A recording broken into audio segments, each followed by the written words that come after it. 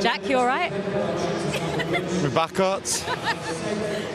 Well done out there tonight. You qualified for the knockout stages for the Champions League yet again. How good does it feel as a group to get the job done with 2 games to spare? Yeah, no, that's what we wanted to do, you know. I think every year we have so many games as a team.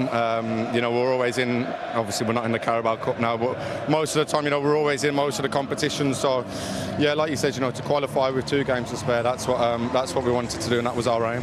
As a team, you're obviously looking to retain the Champions League trophy this season.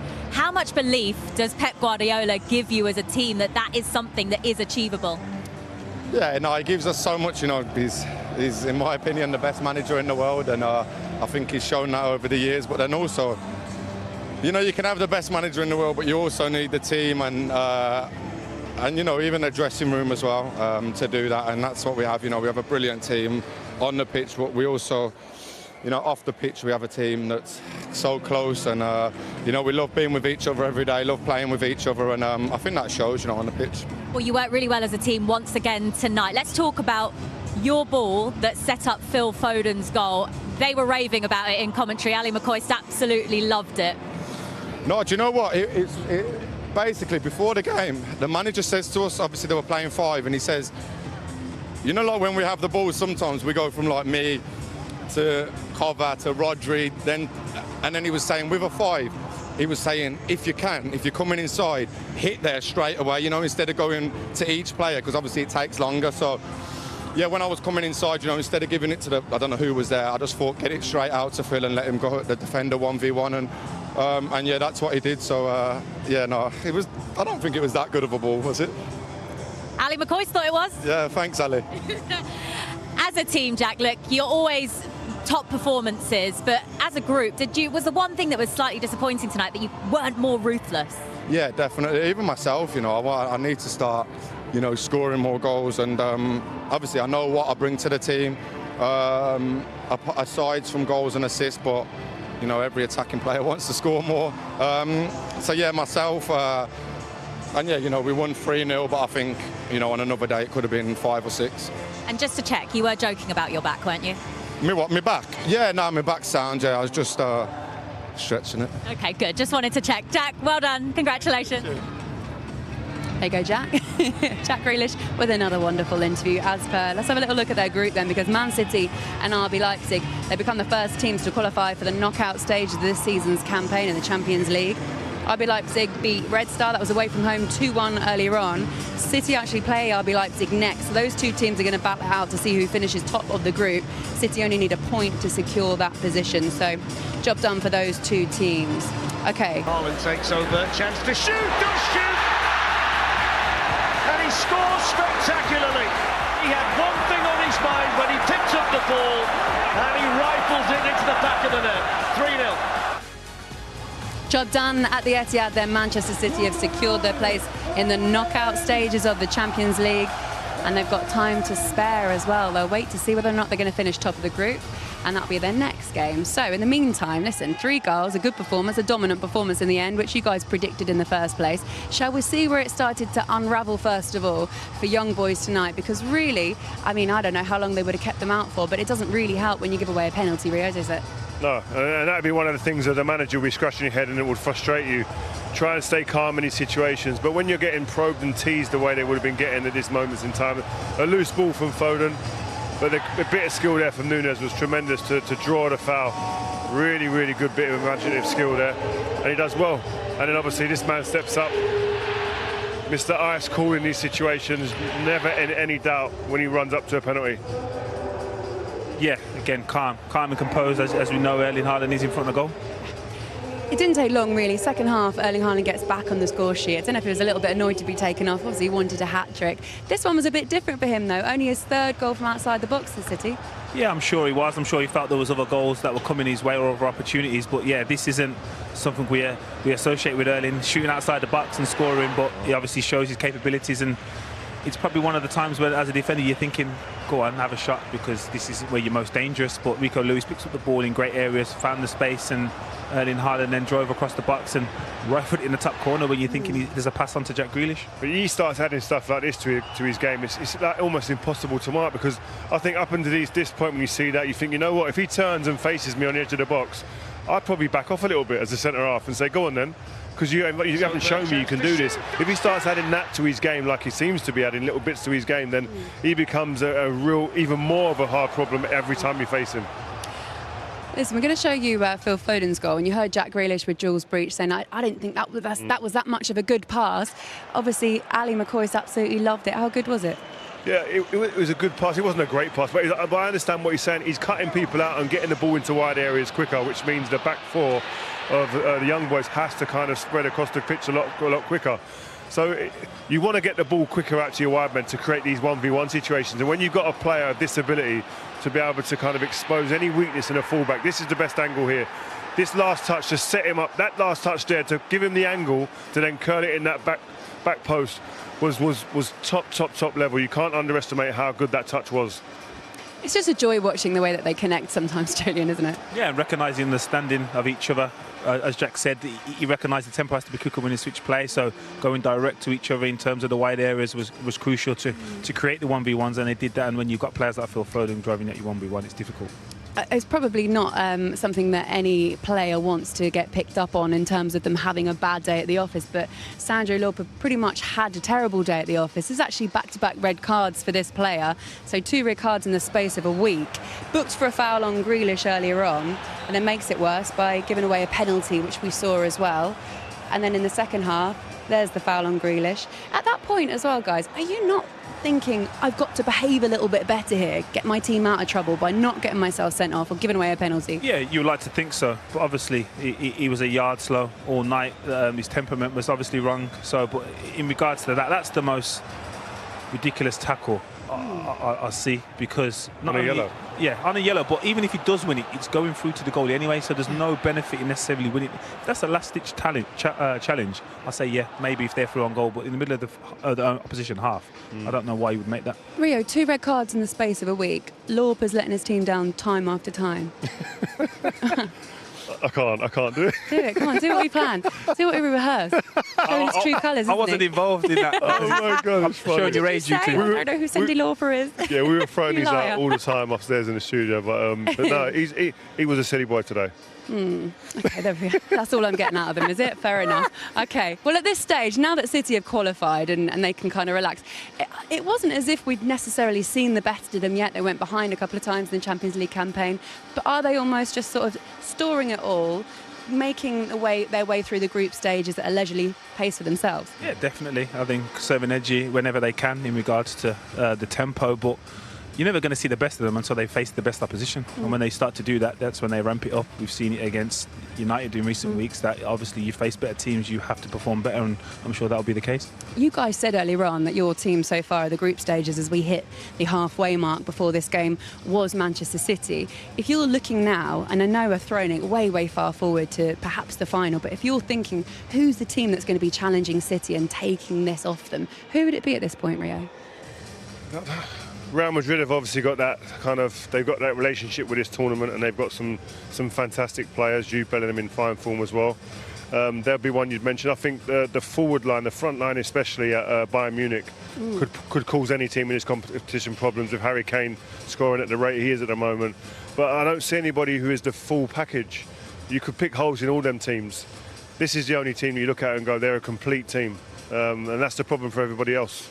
Are they missing anything, City? You call them a complete team. Haaland's not started at the rate he did last season, but it's still a massive rate. Yeah, what is it? 15 and 16. It's crazy, isn't it? 15 and 16 games, so yeah, he's not exactly going slow. But in regards to City, they've still got Kevin De Bruyne to come back. He's an exceptional talent. So again, if he hits his top form, as we know he does when he plays, I'm sure every team will want to avoid Man City in the knockout stages. It doesn't seem fair at this point that we've got a player like Kevin De Bruyne to add back into the Man City team, but it's becoming the way that they are. They're just this juggernaut.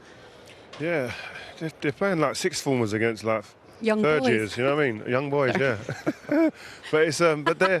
Is it just me full of jokes tonight? Come on, laugh more enthusiastically. I'm cold. But no, it is. It's just at the moment, it just seems like no one can get near them. And I think I heard people mention, oh, they've had a slow start to the season, but they're just picking teams off and just doing it at a level where they're not exerting too much. And today, the rotations of players, the amount of players, actually, I think 6 players started the game, changed from the game of the weekend. So it's no other team's able to do this at the moment. So if they keep everybody fit, that's a big thing as well. Keeping everybody fit, and when the knockout stages start, what kind of form but state of your squad in terms of physical fitness are they in? That's a big part. So that remains to be seen. Yeah. Okay, guys. Well, shortly we're going to hear from the boss, Pep Guardiola. There you go. And Ali McCoy, who was in commentary, has now joined us here. Ali, lovely to see you. Jack was very grateful for your compliment there. Listen, it was a comfortable evening for them, wasn't it? I mean, they were cruising. Clean sheet, 3 good goals.